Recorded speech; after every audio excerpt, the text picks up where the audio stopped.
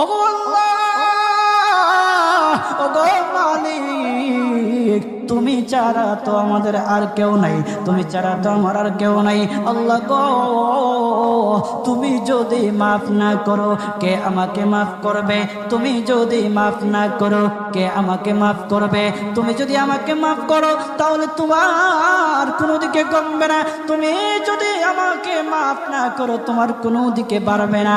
আল্লাহ গো, তুমি আমাকে মাফ করে দাও। সারাটা জীবন অন্যায় কাজ করেছি, সারাটা জীবন নাফরমানি করেছি, আমার কাছে কালেমার দাওয়াত কম আসে নাই, আমার কাছে কালেমার দাওয়াত কম আসে নাই, আমাকে লোকেরা কম বোঝায় নাই। ওগো আল্লাহ, তুমি আমাকে মাফ করে দাও। মাফ না করলে কোথায় যাব, কার কাছে যাব?